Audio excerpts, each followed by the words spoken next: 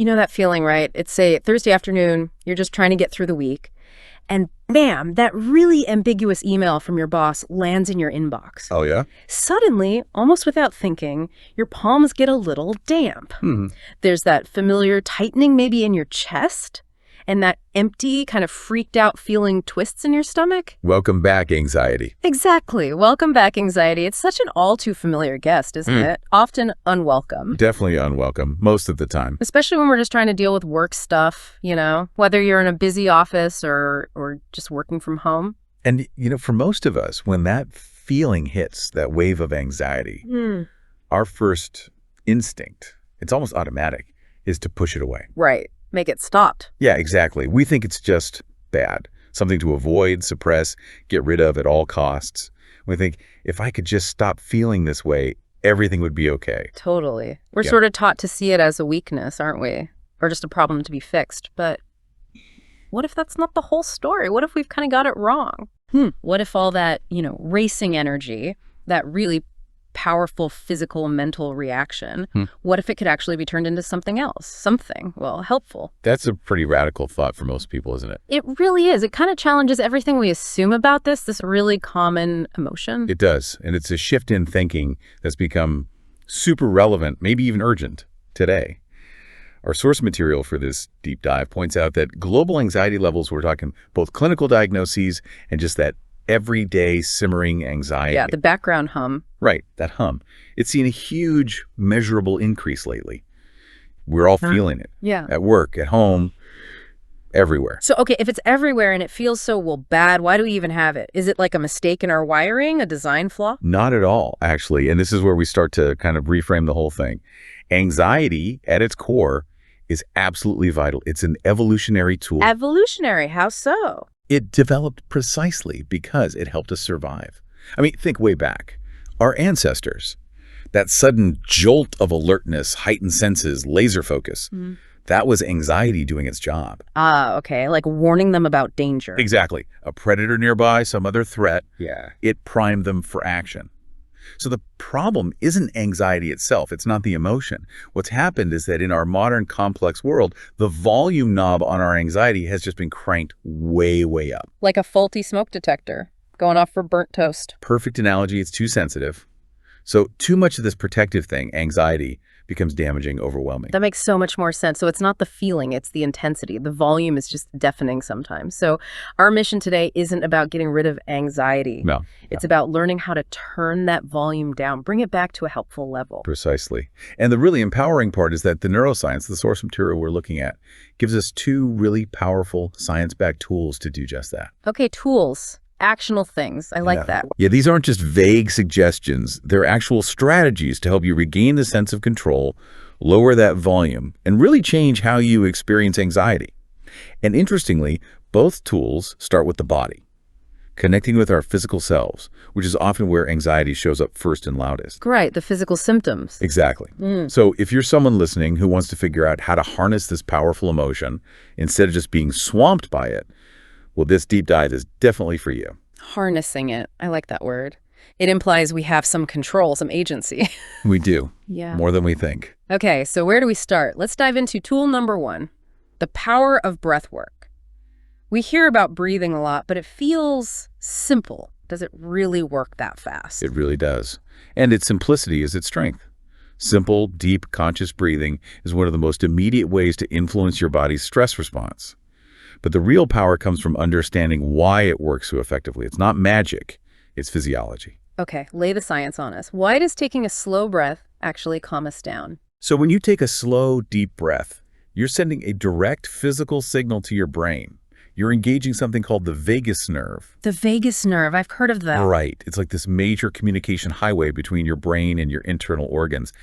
And activating it through slow breathing directly stimulates your parasympathetic nervous system. Parasympathetic. Okay, that's the calming system, right? The opposite of fight or flight. Exactly. Think of it like this. Your autonomic nervous system has two modes. Sympathetic is the gas pedal, fight or flight. Parasympathetic is the brake, rest and digest. Got it. Gas and brake. Deep breathing gently applies that brake. It literally tells your amygdala, your brain's little alarm center. The threat detector. Yeah, the threat detector. It tells it to calm down. false alarm, basically. This slows your heart rate, lowers blood pressure, signals your whole system that the immediate danger is over. It lets your rational brain come back online. It's like an instant internal reset. Wow. Okay, so it's not just thinking calm thoughts, it's physically changing your state. That's powerful. Very powerful. It's biology. And the source material suggests a specific technique, something practical we can actually do. Yes, it highlights a method called boxed breathing, sometimes called square breathing. Box breathing. Yeah, it's super effective because it's structured but simple. And crucially, it's incredibly discreet. Discreet is good. How does it work? Okay, so you inhale deeply, counting to 4. 1, 2, 3, 4. Inhale 4. Okay. Then you hold that breath gently at the top, again for 4 counts. Pull 4. Then you exhale slowly, completely, for 4 counts. Exhale 4. And finally, you hold the breath out at the bottom for another 4 counts. Hold out 4. So a square. In, hold, out, hold. All for 4. You got it. And you just repeat that cycle a few times. I love how practical that is. And the discrete part, that's key, isn't it? Absolutely. Like, you could be sitting in a stressful meeting or right after getting that email we talked about, and you can just do this boxed breathing and nobody around you would even notice. You're just breathing. But inside, you're actively calming your system down. Precisely. You're giving yourself this powerful internal reset without drawing any external attention. It's a private tool for public situations. And you know, what's fascinating is how universal this is. The source notes that this basic idea, using breath to regulate state, pops up everywhere. Like where? Ancient monks in meditation, modern mindfulness practices, even elite military units use variations of this to stay calm under intense pressure. Wow. From monks to soldiers. Yeah. It points to this fundamental hardwired connection in our bodies that people have figured out and used across centuries and cultures. It really speaks to how effective it is. That shared history is compelling, knowing that this simple thing, our breath, holds such power. Okay, so breathing is tool 1, a quiet internal reset. But what if we need something more, a bigger shift? The sources talk about another strategy, moving our bodies. Yes. Tool number 2, the magic of moving your body. Magic, I like the sound of that. It feels a bit like magic sometimes. It also has immediate positive effects, like breath work. But the why is totally different. Yeah. Equally powerful, though. Okay, different mechanism. How does moving help with anxiety right in the moment? Well, this is where it gets really cool, neurochemically speaking. Every single time you move, your body doesn't have to be intense exercise, just movement. Just moving. Okay. Your brain basically opens up its internal pharmacy and releases this amazing cocktail of beneficial neurochemicals. An internal pharmacy. Love it. What's in this cocktail? Think of it like giving your brain a wonderful, soothing bubble bath of neurochemicals. A neurochemical bubble bath. Even better. So what are these chemicals? Okay, you get dopamine. That's key for motivation, focus, reward. Dopamine, right. Serotonin, the mood stabilizer, helps with happiness, well-being. Serotonin, got it. Noradrenaline can actually sharpen focus without making you feel jittery like stress sometimes does. Interesting. And of course, the famous ones, endorphins, your body's natural mood elevators and pain relievers. Endorphins, yes. So this mix doesn't just boost positive feelings. It actively works to decrease the negative ones, like anxiety and stress. It counters them directly. That bubble bath analogy is perfect. It really paints a picture. So movement isn't just physical. It's a direct chemical mood boost. Exactly. Instantaneous shift. Okay, so let's make it real. That stressful email lands, or you feel that dread creeping in. You've maybe done some boxed breathing. What's a practical movement step you can take right then? The great thing is it's flexible. You don't need gym clothes. The source calls them creative movement bursts. Creative movement bursts. Okay, if you're in an office, maybe a brisk walk around the block, or even just walking purposefully to the supply closet and back. Maybe grab some sticky notes you don't actually need. The pretend sticky note run, I can see that. Just break the pattern, right? Exactly. Interrupt the sedentary state. Interrupt the anxious thought loop. Just move. And if you're working from home, the suggestion is even more fun.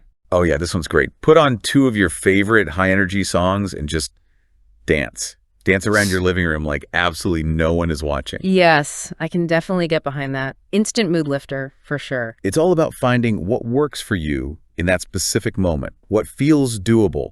And the really encouraging thing, studies show it only takes about 10 minutes of moderate activity, like walking.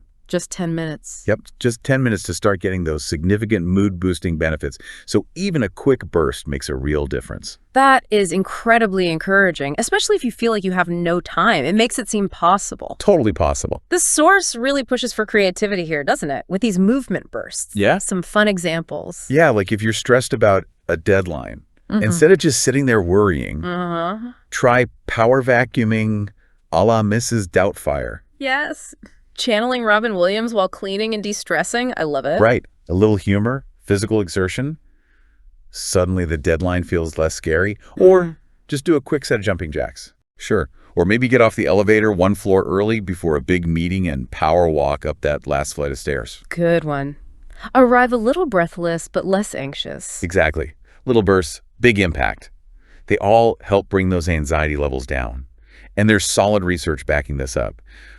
The Force mentions this really interesting NYU study with students. Okay, what did they do? First, the students took an anxiety assessment, got a baseline score. Baseline, right.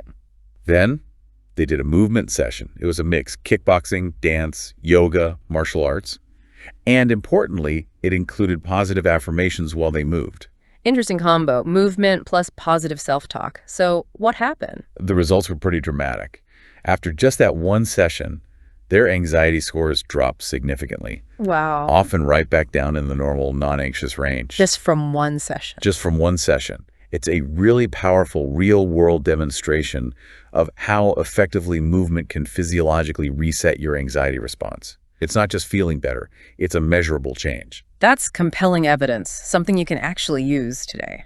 Exactly. It really hammers home the value of weaving these little bursts of activity into your day. Don't wait until you're overwhelmed. Make it a regular thing. Try one next time you feel that stress creeping up. It can make the anxiety feel much less huge, more manageable. Okay, so we have two core tools.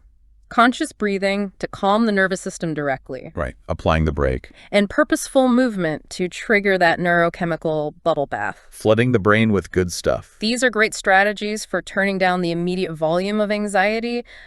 But what happens next once the volume is lower? Are there deeper benefits than just, feeling less freaked out for a bit? Absolutely. And this is where it gets really transformative, I think, beyond just the immediate relief. Once you use these tools, connect with your body, intentionally lower that anxiety volume, you start to unlock these deeper gifts. Deeper gifts. Okay, I'm intrigued. What's the first one? The first major benefit is clarity. You gain this newfound ability to actually understand the warning signals your anxiety was trying to send you in the first place. Wait, so instead of just feeling this generic dread about the email, that big cloud of panic. you can actually figure out what specifically is triggering the anxiety. Precisely. When you're out of that fight or flight panic mode, your prefrontal cortex, the thinking, planning, rational part of your brain, comes back online. Right, the CEO of the brain. Kinda, yeah. You're in a much better place to look at the situation more objectively. Like, what about this email is making me anxious? Is it because I genuinely have too much on my plate? Okay, that could be it. Or maybe, do I feel a bit insecure about a skill I need for this task? Am I worried about letting someone down? Or maybe predicting a conflict? Getting specific. Exactly. Yeah. It lets you use anxiety for its original purpose, as an early warning system. It signals potential issues so you can become aware and actually address them constructively, instead of just being paralyzed by the feeling. So anxiety shifts from being the enemy to being more like a helpful, if sometimes annoying, messenger. That's a great way to put it. A helpful guide rather than a debilitating force. Okay, that's a huge shift in perspective. From paralyzing force to helpful guide. Really powerful. What's the second deeper benefit? The second one is all about empowered communication and getting support. How does that work?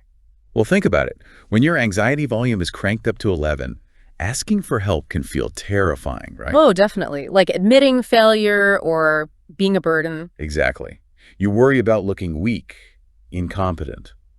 But once you've used breath or movement to turn that volume down, that intense emotional charge decreases. Asking for support just doesn't feel as threatening. It becomes possible, maybe even strategic. That is huge because, when you're drowning in anxiety, reaching out feels like one more impossible thing. Right. But if you've calmed your system, suddenly it opens doors. Instead of suffering in silence. You might actually You might actually feel confident enough to ask a trusted colleague for advice on that tricky problem. Or, have a calm, productive chat with your boss about workload or priorities. Without the conversation itself causing more anxiety. Precisely. The lower emotional temperature lets you state your needs clearly, advocate for yourself, and work towards solutions together. You shift from being reactive and overwhelmed to being proactive and resourceful. From reactive to proactive, that's a key shift. Okay. Breath gives clarity, movement aids communication. And the source points to one more really profound gift from this approach, something the world needs more of. Yes, and maybe this is the most beautiful outcome. It's the superpower of empathy. Empathy as a superpower. Tell me more. One of the really amazing side effects of learning to understand and manage your own anxiety, recognizing its signals, using the tools, is that you become much more sensitive to those same signs in other people. Ah, because you recognize the feeling. Exactly. You start to notice the subtle tells, the fidgeting, the change in tone, the look in someone's eyes, especially the signs you know best from your own experience.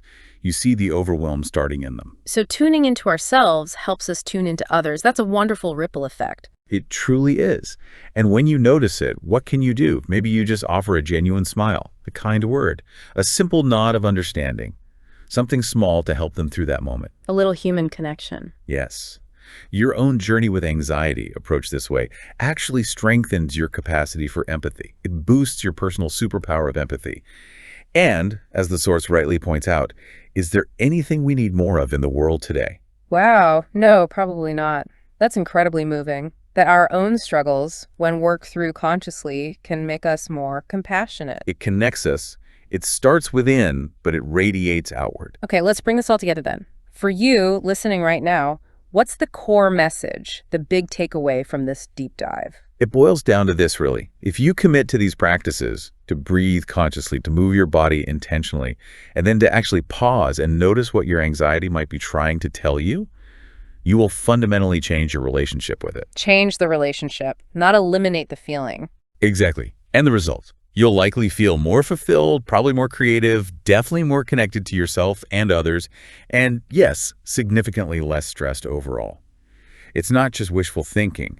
It's a practical path to a more resilient life. A path available to all of us.